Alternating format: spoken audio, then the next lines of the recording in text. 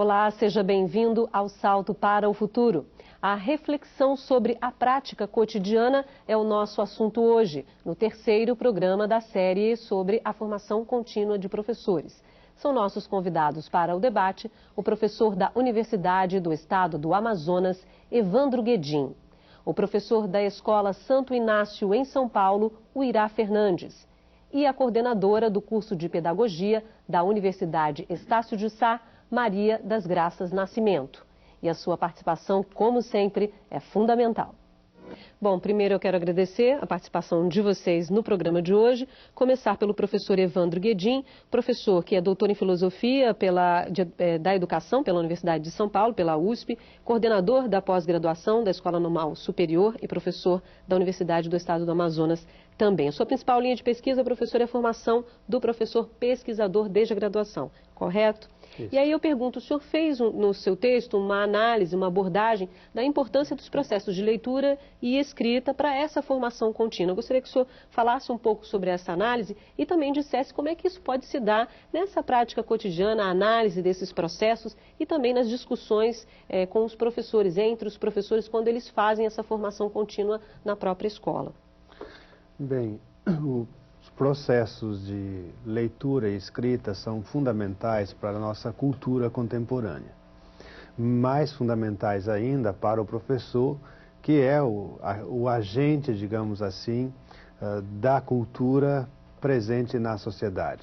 Então, os processos de leitura e escrita são fundamentais porque eles, de um certo modo, nos ajudam a pensar duplamente a realidade, as coisas, os conceitos, o conhecimento, o que nós somos, o que nós pretendemos ser e aquilo que nós buscamos. Então, de um certo modo, não há nenhuma possibilidade de desenvolver e construir um conhecimento, seja do professor ou para a sociedade, ou na universidade ou na escola, que não passe por esses dois processos de leitura e de escrita associado ao processo de reflexão e de pensamento. Então, de um certo modo, o que nós estamos propondo ao professor é que ele possa usar esses instrumentos e aprender a dominar o instrumento da escrita e da leitura como condição fundamental para que ele se torne sujeito autônomo do seu conhecimento. Portanto, um sujeito que, mais do que, ou tanto quanto ensinar, procura aprender como se aprende, para que possa compreender os processos cognitivos que o aluno também deve dominar. Então, me parece assim que a escola precisa ser um espaço de construção desse conhecimento de cada indivíduo e coletivamente através dos processos de domínio dos conceitos, do domínio da compreensão da realidade, e esse processo de compreensão se dá fundamentalmente através da leitura e da escrita. Da leitura do mundo, como dizia Paulo Freire, e da leitura dos conceitos, entendido conceitos como a realidade que nós estamos transpondo para nós, para o nosso cérebro, e aí tentando ler o que ela significa. Então, me parece que o ponto de partida para a construção de uma reflexão e do conhecimento deve passar necessariamente pela leitura e pela escrita enquanto condição de desenvolvimento continuado de professor, da formação e dos alunos e aí por diante. Quero passar um pouquinho para o Uirá que é professor de uma escola privada, né, e a sua tese de mestrado é sobre a produção do conhecimento na escola diante da crise na modernidade. Queria que você falasse um pouquinho desse seu estudo, quais foram as conclusões dessa sua tese e também um pouco de como se dá a formação contínua ou continuada, como queiram, numa escola privada, já que ela tem, uma escola tem um estatuto autônomo, né, a rede privada. Perfeito. Boa noite. Bom, eu não terminei a dissertação ainda, então as conclusões eu vou conseguir tê-las daqui a alguns meses, né? Mas, enfim, é uma... O que você vem observando dessa formação do professor? Perfeito. É uma discussão em cima, né, de como é que a gente pode pensar a construção, a produção do conhecimento dentro da escola dentro de um questionamento, né, do paradigma da modernidade, iniciado aí, né, ou pelo menos aprofundado com o iluminismo e tal. E, então, assim, o momento da minha pesquisa, eu estou exatamente no campo agora, iniciando o campo, e eu quero ver como é que esse estatuto de ciência que a gente tem hoje, como é que esse conhecimento que é produzido na escola é interferido por essa discussão que a pós-modernidade coloca a escola hoje, né? Mas, como eu disse, eu preciso de um tempo ainda até para poder colher as informações e conseguir elaborar algumas conclusões. Agora, na sua prática, como é que se dá a formação contínua na escola em que você trabalha? Como é que você vê essas relações dentro, já que falamos aqui de escola pública, mas dentro de uma instituição privada? Como você mesmo afirmou, acho que essa questão da autonomia de uma escola privada é uma coisa muito, muito forte, né? Tem um caráter de empresa de uma certa forma, mas acho que também depende muito da posição pedagógica e política que a escola se propõe a ter, né? A gente vê, né, eu já trabalhei em algumas escolas onde essa preocupação com a formação é praticamente inexistente, né? É uma situação onde depende praticamente da disposição, da mobilidade do professor para estar buscando aí uma formação contínua, um trabalho permanente. E no meu caso, né, além do próprio mestrado que eu tô fazendo, a escola é uma escola que eu acredito que seja bastante organizada, que tem uma postura pedagógica bastante explícita, né, bastante socializada com os professores, e que é uma coisa que não é muito comum, mas a gente tem reuniões pedagógicas quinzenais, tanto coletivas quanto individuais com a coordenação. Então esse é o espaço fundamental que a gente tem para discutir aí os problemas, enfim, que acontecem dentro da escola. Por exemplo, que tipo de discussões são encaminhadas nessas reuniões? Por exemplo, questões filosóficas mesmo, de ordem, né, da filosofia da educação, de quais são os nossos objetivos enquanto educadores e como é que a gente pode recorrer à teoria para poder fundamentar essa prática. E, ao mesmo tempo, também discussão sobre processos de avaliação, sobre práticas em sala de aula, socialização de metodologias, de como é que a gente pode fazer algum trabalho em parceria com outro professor. Eu sou professor de história, então como é que eu posso estar fazendo algum trabalho com o professor de geografia, por exemplo. A gente conversa nessas reuniões, é possível as reuniões individuais serem modificadas para poder satisfazer essas necessidades dos professores. Mas eu acho que nesse sentido a escola ela tem que ter clara para ela qual é o seu próprio objetivo, né? E consequentemente organizar o trabalho em prol disso, que a gente está falando do projeto político-pedagógico mesmo, né? Então acho que isso é muito fundamental, né? Que ela consiga orientar o trabalho do professor na medida em que ela tenha clara quais são as suas próprias intencionalidades, né, tá certo, de educação. Professora Maria das Graças, como disse na abertura, é coordenadora de um curso de pedagogia, né, de uma universidade aqui no Rio de Janeiro, a Universidade de Estácio de Sá, e sua linha de pesquisa, tanto no mestrado quanto no doutorado, tem a ver com a formação continuada do professor. Quais são os principais desafios da implantação dessa formação continuada nas escolas? A senhora também foi supervisora de uma rede de ensino do município. Como é que a senhora encara essa situação, a relação também das escolas com as instituições, né, ligadas a essa rede, tanto as coordenadorias quanto a própria secretaria? Como se dá a relação, como deveria se dar essa relação em prol dessa formação continuada do professor? Boa noite. A minha experiência, né, com formação continuada, sobretudo na educação básica, no ensino fundamental, se deu numa escola da rede pública do Rio de Janeiro, né? Nós tivemos, durante 13 anos, a implantação de um projeto de formação continuada para os professores daquela escola, né? Nós tínhamos a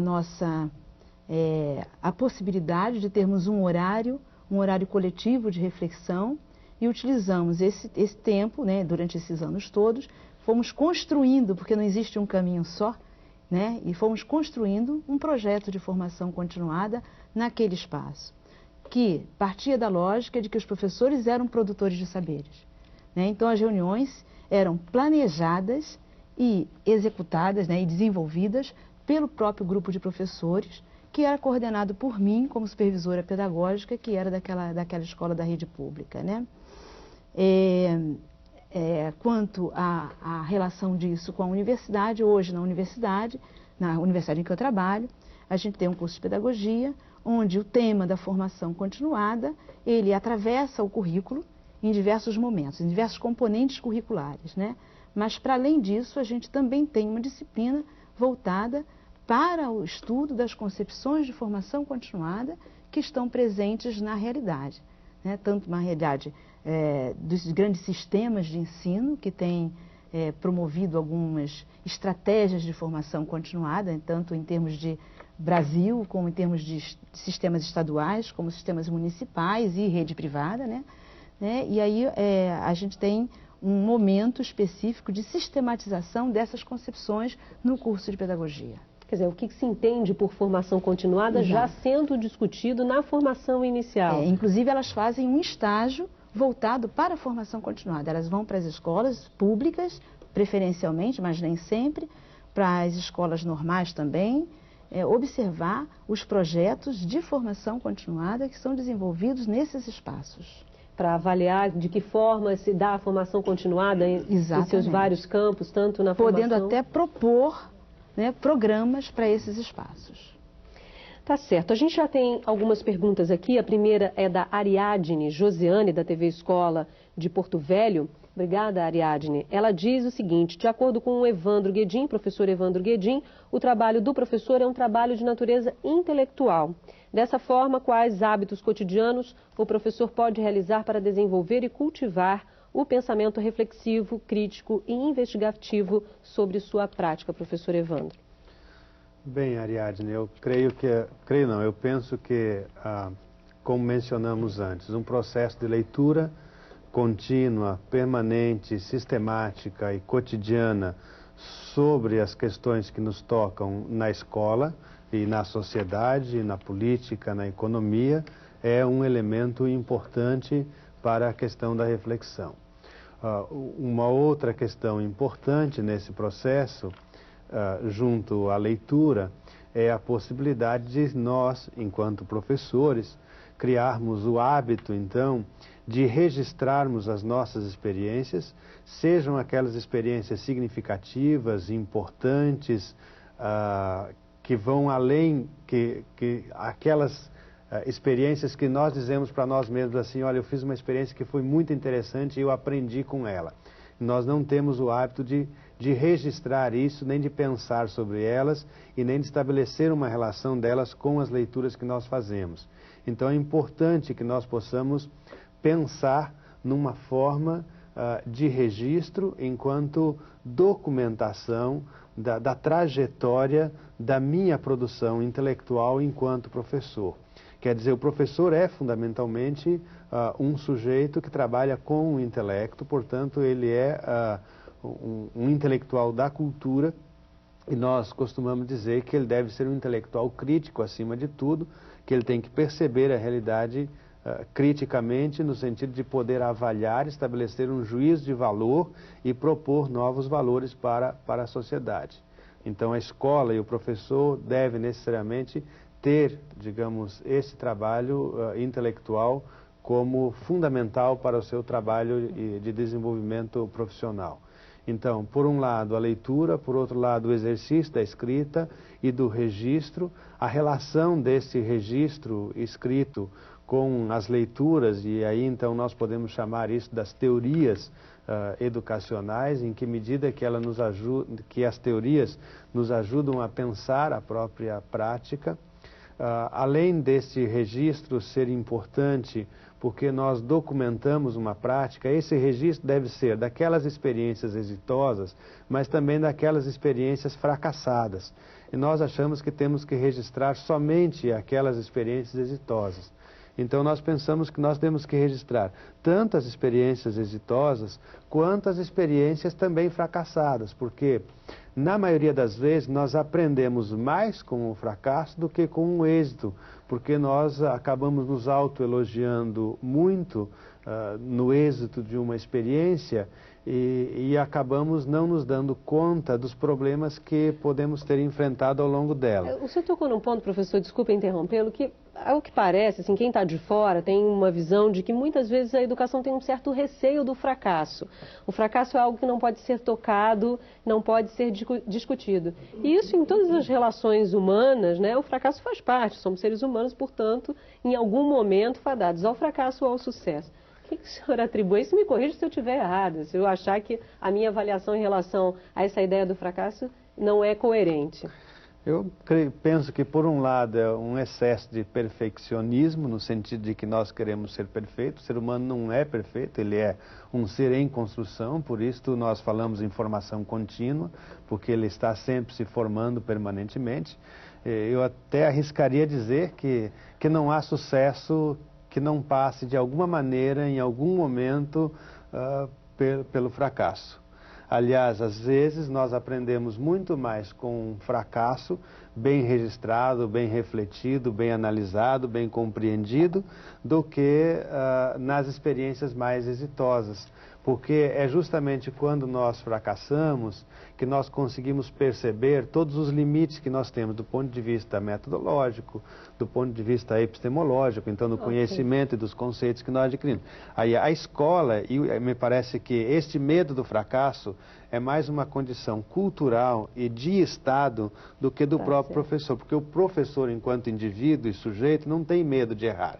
Ele sabe que erra e é no erro que ele consegue avançar. Ok, professor, a gente tem algumas perguntas, vamos tentar respondê-las. Eu sei que esse bloco é um pouco curto, mas vamos tentar. A Caterine, da TV Escola de Anápolis, obrigada, Caterine, diz: será que nós, professores, estamos desenvolvendo em nossos alunos esta reflexão, já que nós, professores, não temos esta consciência crítica? O professor Uirá. Eu acho que é um desafio muito grande, né? Porque é um pouco o que o Evandro estava falando, né? A necessidade do professor, se o professor está estimulando, né, no aluno, que o aluno seja um estudante, alguém que estude, né? Como é que a gente pode exigir isso do aluno se muitas vezes nem o professor tem a prática do estudo, né? Da leitura, da escrita, da reflexão sobre o que se pesquisa. Então, é um desafio muito grande. E eu acho que uma saída para isso é mudar um pouco o papel do professor dentro da dinâmica, vamos dizer assim, da sala de aula, né? O professor sair um pouco desse papel de centralidade, de alguém que está ali controlando toda a situação do ensino e aprendizagem, né? Não sei, na minha prática eu vou percebendo que esse controle ele não é tão seguro quanto a gente muitas vezes imagina, né? Porque você tem, se é uma relação, se tem alguém do outro lado, né? E que você evidentemente quer uma outra subjetividade, com uma outra história, se você incluir isso, né? O produto dessa relação ele é incerto, ele é aberto, né? E então eu acho que esse é um ponto central, de que essa relação ela não está terminada, né? Certo. Essa segurança muitas vezes não é real, né? Eu queria aproveitar para tocar nessa questão do fracasso, porque sinceramente eu penso que o professor ele acha que ele não pode explicitar o fracasso muitas vezes do seu trabalho com o próprio aluno, né? E é uma coisa que eu tento no meu trabalho quebrar um pouco esse paradigma, né? Por que não socializar isso com o aluno? Por que não trocar, né? Se isso é uma coisa compartilhada, por que isso não pode ser discutido de alguma forma com o próprio aluno, né? A gente planejou fazer certa atividade, né? Se houve uma frustração, se tem uma sensação de fracasso, né? Isso é produto do nosso trabalho, meu com você, né? Eu assumo meus 50% e você assume os seus, e acho que é mais coerente e porque a gente tem que lidar um pouco com essa questão angustiante do professor, de querer achar que ele vai conseguir ensinar tudo a todos, né? É uma coisa muito complicada. Obrigada, professor. Bom, no próximo bloco vamos acompanhar um dos encontros no horário de trabalho pedagógico coletivo realizado numa escola de Guarulhos. Salto para o futuro, volta já. A Escola Estadual Odete Fernandes fica no município de Guarulhos, em São Paulo. Lá, o espaço para a formação contínua de professores é uma realidade. São as horas de trabalho pedagógico coletivo.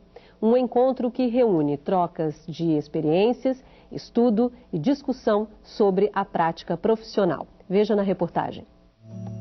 Os programas de formação de professores em exercício existem na Rede Estadual de Educação de São Paulo desde a década de 90. Atualmente, as HTP6, Horas de Trabalho Pedagógico Coletivo, permitem aos educadores organizar a prática de sala de aula, dando continuidade à formação profissional. Nós temos esse espaço organizado na modalidade de horário de trabalho pedagógico coletivo, que varia de 2 a 3 horas para cada professor, de acordo com o número de aulas que ele tem atribuídas para lecionar com o aluno. Na Escola Estadual Odete Fernandes, que tem 800 alunos, as reuniões de trabalho pedagógico coletivo acontecem 3 vezes por semana. E a gente leva para a sala de aula e a gente está sempre discutindo, trazendo informações, troca de experiências. Então está sendo assim, muito produtivo mesmo. Você trabalha o dia inteiro em várias escolas, quer dizer, não tem como você ter um processo de reaver o trabalho que você está fazendo, tá? Você só consegue fazer isso nos HTPCs, tá? Você vai rever e ver se você consegue mudar alguma coisa ou criar alguma novidade, né? Além de trocar experiências, os professores também estudam durante as reuniões. Porque ao mesmo tempo que ela abre a possibilidade do professor refletir sobre a sua prática, sobre a sua ação, ela oportuniza a colaboratividade da atividade pedagógica dentro da escola. Nesse encontro, o tema em discussão é o letramento. É importante esclarecer que alfabetização, escolarização e letramento são conceitos distintos e têm características próprias, mas devem se interligar. De acordo com o supervisor de ensino da Secretaria Estadual de Educação de São Paulo, a importância das horas de trabalho pedagógico coletivo não está ligada apenas à formação dos professores. É construir um horário onde a escola possa discutir o seu projeto educativo, onde a escola possa dar conta da reflexão sobre os indicadores de avaliação, sobre as necessidades de ensino e de formação e, por conta disso, construir uma prática onde os professores estejam refletindo sobre a sua ação, na sua ação e sobre a organização da própria escola dentro de um sistema de ensino. A educação ela está sempre em transformação, os ingredientes da educação, que são os alunos e somos nós, também estão sempre em transformação e são diferentes uns dos outros. Então, cada escola, eu acredito que vai encontrar o seu caminho para o letramento. E é isso que nós estamos fazendo aqui, né? E para os professores, as reuniões dão um novo significado para a prática pedagógica. Você vem, conversa, o pessoal te traz experiência nova e aí você começa a se motivar um pouco e ver, bom, nós estamos no caminho certo, estamos tentando resolver e isso ajuda bastante.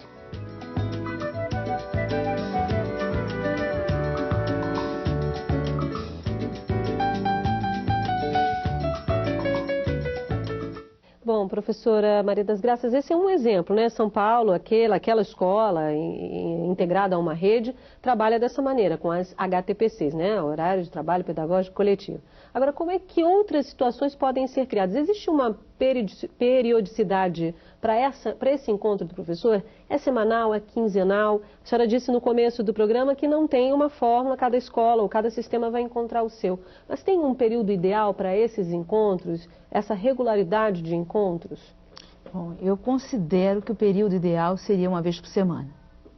Mas acho também que é um ponto, vamos dizer, utópico, né? Nem todos os sistemas conseguem se organizar dessa forma.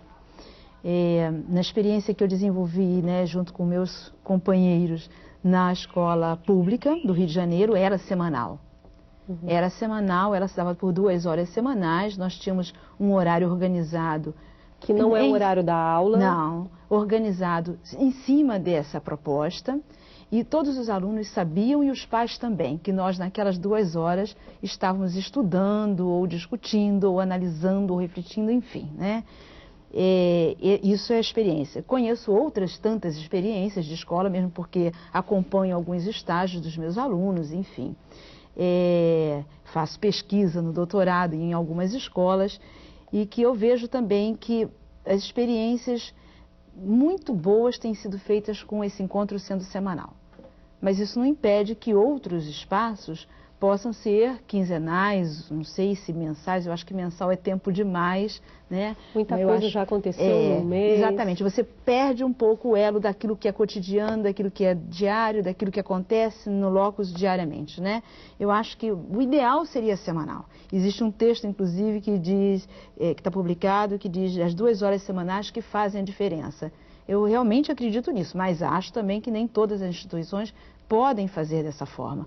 Né? Não existe um caminho único. Acho que a televisão, o rapaz que falou, ele falou isso. Nós estamos construindo esse projeto. E é verdade, cada programa é construção daquele espaço. Agora, o ideal é que isso não seja em horário de aula, né? Seja um horário inverso, um horário extra. Né? Para isso seria uma grande organização. Que os pais podem entender, aí, como a senhora disse, olha, eles estão estudando, mas ao mesmo tempo tem pais que precisam que essas crianças estejam na escola, né? Exato, então, claro. não tem como, não pode interferir, ou pelo menos eu acredito que não deve interferir nesse processo cotidiano da escola também. Para isso é importante que direção, supervisão ou coordenação pedagógica, seja lá como se chame em cada sistema de ensino, estejam absolutamente afinados, né? Afinados com a comunidade, afinados com os professores, para que isso possa se dar de forma que não prejudique nenhuma das áreas da escola.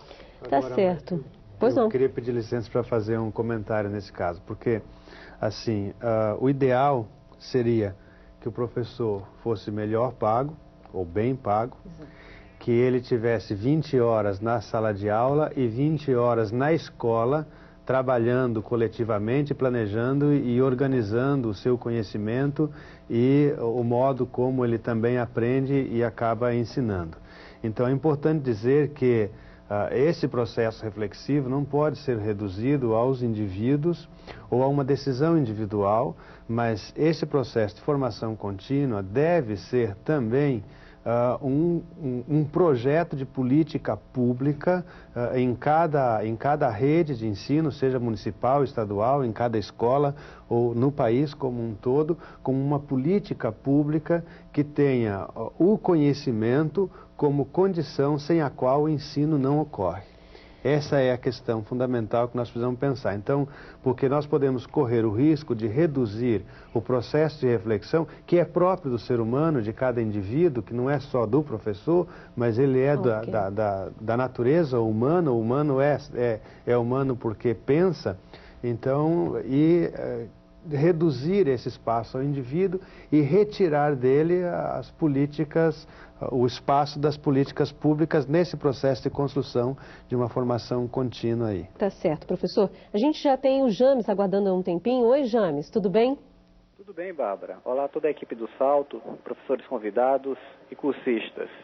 Sou o professor James Aguiar Araújo, orientador de aprendizagem do teleposto da Escola Estadual Adolfo Bezerra de Menezes, em Araguaína, Tocantins. O professor Evandro cita no boletim que é preciso aprender a articular a formação inicial de professores com a realidade das escolas e com a formação continuada. Então pergunto, quais são as precauções e estratégias que devem ser tomadas pelos cursos de formação continuada para garantir que os profissionais recém-saídos das universidades, com muita disposição para desenvolver projetos e práticas pedagógicas inovadoras, não se contaminem com vícios de acomodação e práticas tradicionalistas existentes no sistema, dificultando o fortalecimento da escola enquanto espaço coletivo. Boa noite, obrigado. Obrigada, James, por essa participação. Eu conto com você ainda nessa série, ao longo dessa semana, tá bom, James? Professora Maria das Graças, embora ele faça referência ao texto que foi escrito pelo professor, mas como é que a senhora vê isso, já que a senhora disse que coordena um curso que pensa um pouco essa ideia da formação continuada? E o James traz um outro lado, né, a proliferação de cursos que não tem esse comprometimento com o professor e a escola. Independentemente, né, do vínculo, né, claro que existem cursos que não trazem essa reflexão, nós temos uma pluralidade de cursos, uma pluralidade de propostas inúmeras, né? Então não temos como sistematizar isto, né? Mas acredito que para que a gente evite, né, que o professor caia numa acomodação, né, em processos que são tradicionais, enfim, que evite uma prática mais, vamos dizer, acomodada, né? O único caminho que me parece é a busca dessa reflexão coletiva. Né? Não me parece que existe possibilidade de romper, né, com essa acomodação ou com esse isolamento que perpassa o trabalho pedagógico sem uma proposta de trabalho coletivo. E essa proposta de trabalho coletivo, né, é basicamente uma proposta de reflexão, de pensar a prática com apoio na teoria, de pensar a prática de forma mais aprofundada, né, trocando experiências, não só trocando experiências, mas estudando, fazendo centros de estudo, buscando autores que estão escrevendo sobre aquela prática, sobre os assuntos que estão sendo cuidados, sobre avaliação, como a gente viu no vídeo, sobre, enfim, sobre de toda forma, sobre o planejamento. Então, esta me parece que é a forma de buscar sempre essa reflexão. Não tem como afetar as instituições que não estão trabalhando dessa forma, mas esses programas que a gente está fazendo têm, de certa forma, o objetivo de sensibilizar instituições, grupos de professores, responsáveis pelos sistemas de ensino, a produzirem políticas públicas e projetos coletivos de formação continuada de professores. Maria José do Maranhão, olá. Sou Maria José Barreto, do Teleposto de Bacabal, Maranhão. No segundo elemento fundamental do processo de formação contínua, aí na página 31 do boletim, diz que não basta produzir conhecimentos, mas é preciso produzir as condições de produção do conhecimento. Como se dá esse processo de aprendizagem na formação contínua do professor? Boa noite e obrigada. Obrigada, Maria José, mais uma vez pela sua participação. Você que eu conto com você ao longo dessa semana inteira, viu, Maria José? Obrigada. Professor Uirá, como é que você vê essa questão que traz a Maria José para o debate? Muitas vezes o professor pode esperar essa formação contínua de fora. E, na realidade, isso pode se dar, muitas vezes, até muito melhor do que se ele fosse fazer um curso fora. Se você faz centros de estudos na própria escola, traz os próprios livros, cria um grupo de estudos, eu fico com a sensação, não sei se você concorda com isso, Irá, de que essa produção de conhecimento pode se dar muito melhor ou com muito mais produção real do que for fazer um curso desse, como dizia o James, que não tem comprometimento nenhum com a qualidade do ensino. Sem dúvida, porque isso mexe um pouco no próprio status da universidade, né? Como se ela fosse a fonte do conhecimento e tivesse residido nela, né, essa segurança de que é ali que você tem a fonte da informação e da sua própria formação, o que evidentemente não é uma verdade, né?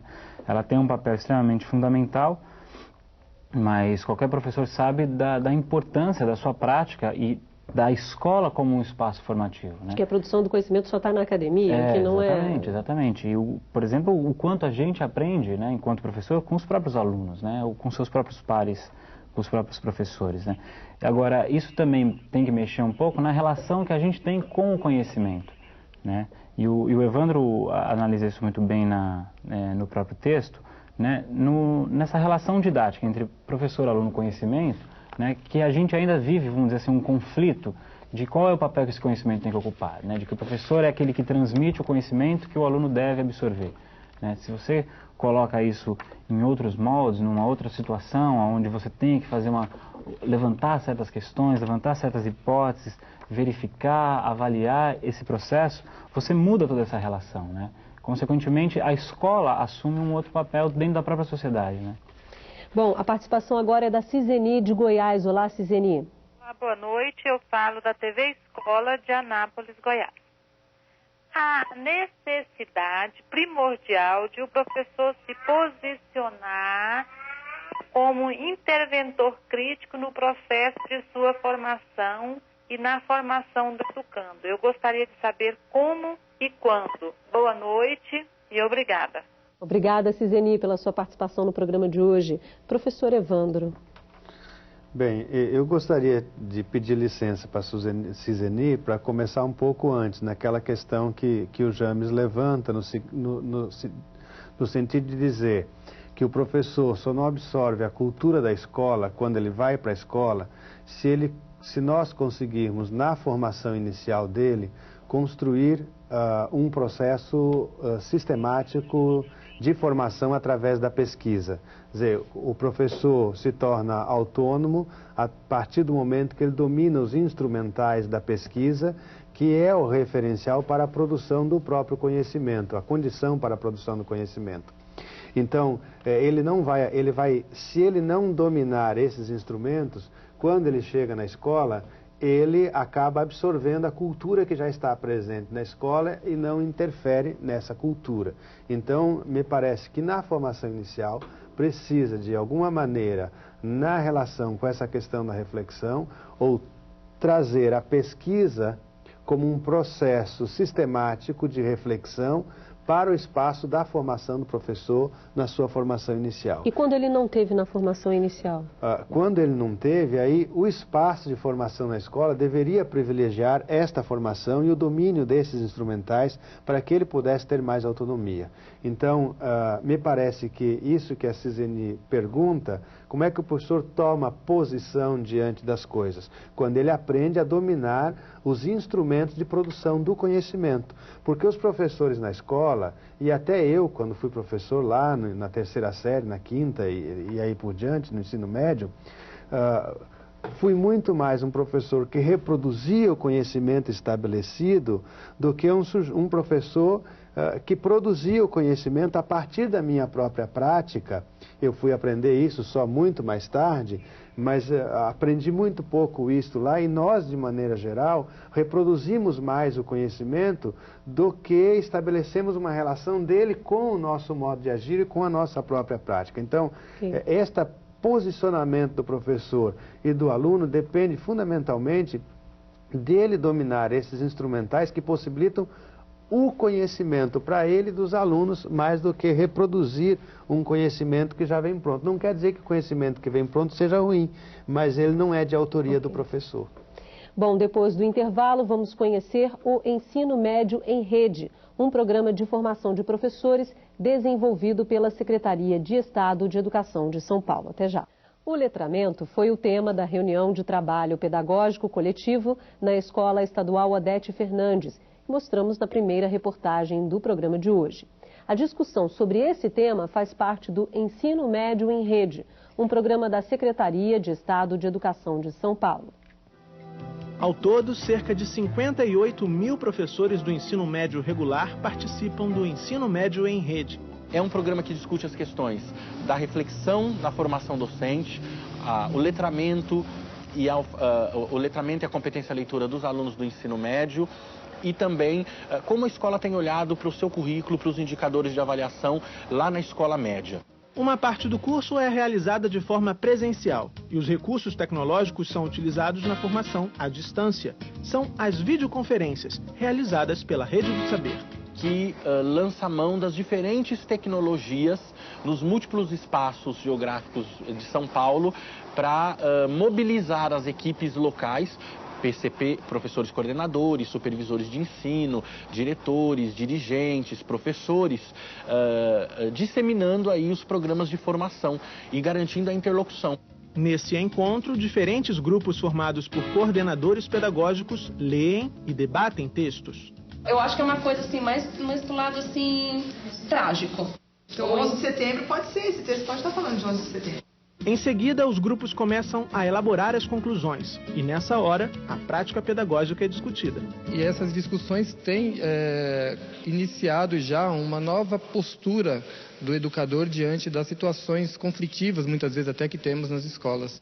A gente precisa ter conhecimento de um campo semântico, aquela leitura prévia, aquele conhecimento prévio do aluno, para que ele possa entender, porque muitas vezes nós levamos um texto para a sala de aula e ele não entende. No ensino médio em rede, a formação de professores, coordenadores, supervisores de ensino e outros profissionais ocorre simultaneamente. Nós temos dificuldade de horário, de trabalho, e a partir do momento que nós estamos aqui interagindo, nós levamos conhecimento para a nossa escola. Vem trazer para os professores subsídios para que eles possam desenvolver novas atividades, novos conhecimentos no ensino médio, né? E que eles estão, assim, aproveitando bastante.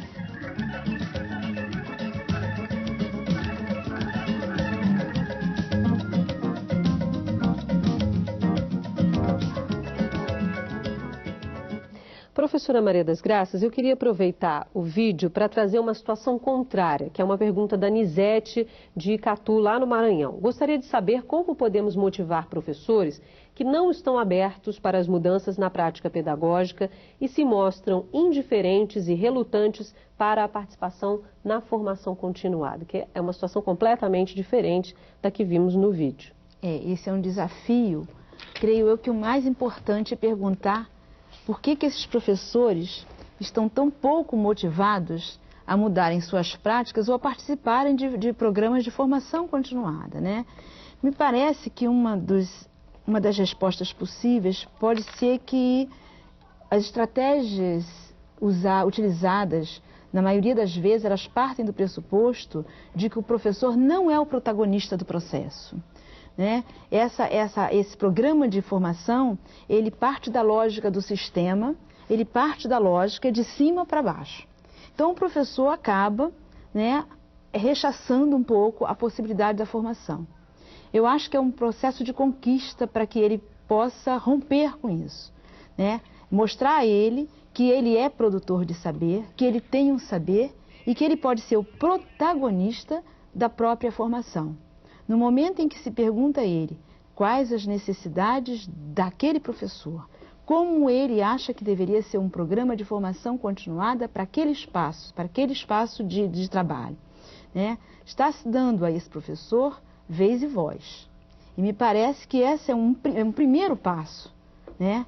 Porque é um primeiro passo que inverte a lógica. Em vez de usar a lógica de cima para baixo, ou seja, do sistema para a escola, para o professor, eu vou estar usando uma outra lógica, de perceber, junto com esse professor, quais são as necessidades e quais os caminhos possíveis. E aí me parece que esse é um primeiro passo, só um primeiro. Mas essa conquista vai levar tempo, certamente. A participação agora é da Joana, do Maranhão. Oi, Joana. Boa noite, especialistas. Sou Joana Costa do Nascimento, do Teleposto do Salto para o Futuro de Guimarães, no Maranhão. E a pergunta é o seguinte: nós sabemos que a formação contínua, ela fortalece a escola enquanto espaço coletivo. Então nós queremos saber como motivar professores para um pensar reflexivo de sua formação contínua, visto que há muitos professores que não se interessam. Então, quais são as propostas que vocês sugerem diante disso? Joana, muito obrigada pela sua participação. Bom ouvir vocês de Guimarães aí no Maranhão. Liga mais vezes, viu? Fico muito feliz de ouvir vocês aqui no Salto. Obrigada, Joana, pela sua participação. Professor Uirá, a questão vai no que, né, já trouxe a pergunta anterior, né? Como motivar, como incentivar, como o professor, fazer com que o professor participe desse processo de fato nas escolas. Como é que você vivencia isso? Eu acho que é muito do que a Maria das Graças já falou mesmo, né? Eu não sei, é muito complicado a gente pensar, né, em organizar algo que interfira na vida de uma pessoa sem ser capaz de perguntar a ela o que lhe é importante, né? Então, acho que em qualquer aspecto é muito importante que participe, né, o professor, né, da organização, do planejamento, da decisão de como é que deve ser essa formação. Isso é uma coisa extremamente fundamental, assim como também acho que na própria dinâmica das aulas, né, de você trazer o aluno para a própria construção dessa dinâmica. Então, quando a gente pensa nessa questão da motivação, a gente também tem que perceber que se tem um sistema social que está interferindo aí na dinâmica da vida desses profissionais, né, depende também do indivíduo, um pouco, né, a tomada de decisão disso, né. A gente não pode jogar a responsabilidade nem toda no professor, nem toda no sistema, nem toda na sociedade, nem toda no indivíduo. Acho que os dois é uma dialética aí que depende, né, um pouco dos dois lados. Então, se a gente está pensando na formação, se tem que haver, né, uma organização da escola, né, uma abertura da escola para estar dialogando com esses profissionais o que lhe é importante. Ao mesmo tempo, o profissional ele tem que, de alguma forma, também ter algum tipo de abertura para poder modificar a sua vida, né, porque é a sua profissão, né, antes de tudo. Como qualquer profissional, ele tem que lidar com aquele trabalho, né, diariamente. E, enfim, se para ele aquilo é uma coisa desagradável, né, talvez o problema seja a profissão. certo? Então, se não for, então acho que qualquer pessoa é passível de ser, vamos dizer assim, seduzida, atraída por uma discussão. E de querer ser motivada a exercer essa sua profissão com prazer, né? Exatamente. Aí eu tenho uma pergunta da Regina Calandrini, que é orientadora de aprendizagem do Pará, de Belém do Pará. Obrigada, Regina, pela sua participação, que diz: o que podemos fazer para despertar no educador a importância de seu papel também como pesquisador do conhecimento e seu valor enquanto ser filosófico político nesta área, não perdendo de vista o relato de suas experiências, que são muitas vezes maravilhosas na sua ação com o aluno. Professor Evandro. Eu queria partilhar essa reflexão com a Regina a partir do que o Irá estava colocando, que em parte esta motivação, esta necessidade depende da identidade profissional que o professor constrói para si. Quer dizer, o que isto representa em termos de dar sentido e dar significado à própria existência. Como a Regina diz, como é que nós fazemos esta... Quer dizer, esta nossa experiência, ela é significativa à medida que cada um de nós, ao fazer a própria experiência, pode dar sentido a ela e, a partir desse sentido, construir um significado que nos identifique com aquilo que nós fazemos. Me parece que esta motivação está intimamente relacionada com a construção da identidade do fazer do professor.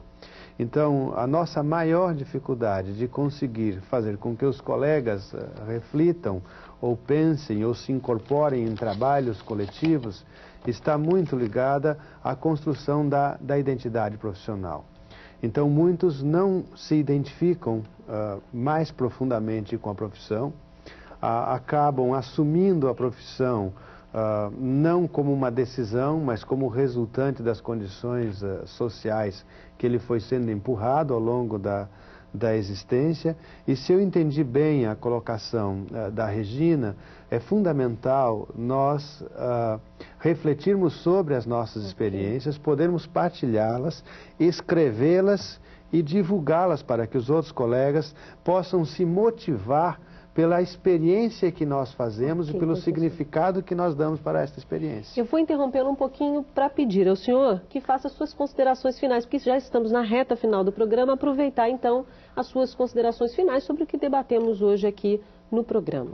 Então, aproveito para agradecer o convite do programa para estar aqui, pelo privilégio de poder estar discutindo e dialogando com os professores e de dizer que nenhuma reflexão se dá isolada das condições históricas e sociais que implicam um projeto político, pedagógico do professor, da escola e das políticas públicas.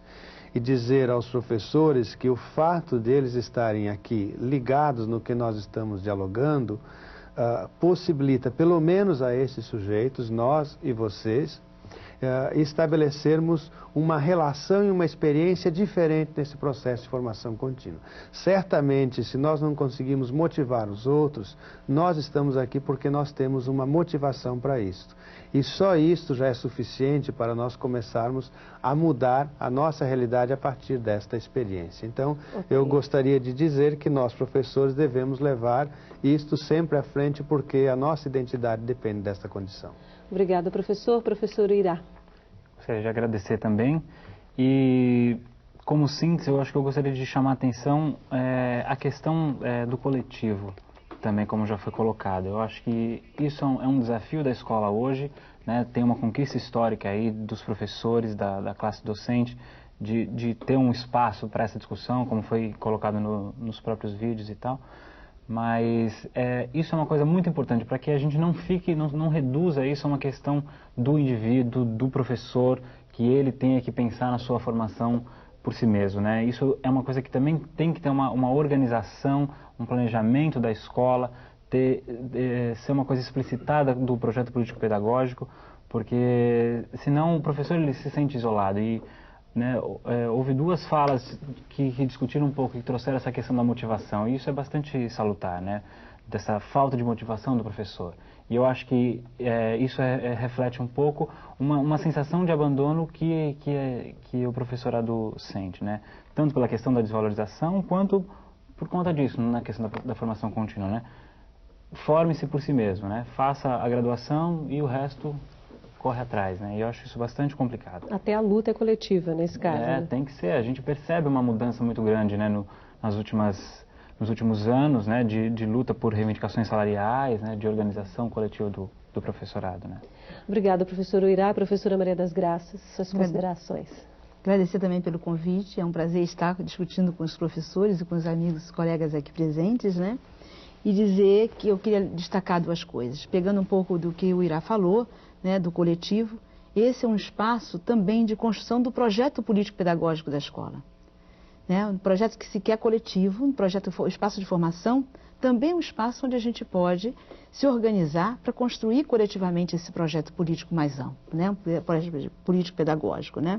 E dizer que a formação de professores, isoladamente, ela não constitui a solução, a única solução para os problemas de educação do Brasil, né? Que ao lado dessa formação, né, os que representam os sistemas de ensino, os próprios sistemas de menores escolas privadas, eles têm que ter, para garantir uma melhoria de qualidade, né, tentar também buscar soluções para as condições de trabalho, para os problemas estruturais da educação no Brasil, porque formação sozinha, sem condição de trabalho, não vai levar a uma melhoria da qualidade que se quer da educação no Brasil, creio eu. A senhora entende que isso faria, inclusive, parte dessa discussão, dessa reflexão sobre a prática profissional, se isso deve ser um ponto também dentro desses encontros? Né? Certamente, porque eu acho que a formação de professores ela é multidimensional. Ela não pode visar somente a técnica ou como fazer. Ela tem que ter uma dimensão política. E nessa dimensão política, ela vai fazer a análise dessas questões, me parece. Obrigada, professora. Bom, chegamos ao fim do programa de hoje. Eu quero agradecer as participações do Evandro Guedin, professor da Universidade do Estado do Amazonas, do Uirá Fernandes, professor da Escola Santo Inácio, em São Paulo, e da Maria das Graças Nascimento, coordenadora do curso de Pedagogia da Universidade Estácio de Sá. No programa de amanhã, vamos discutir os saberes dos professores como ponto de partida para a formação contínua. Não deixe de ver e de participar. A gente se vê amanhã.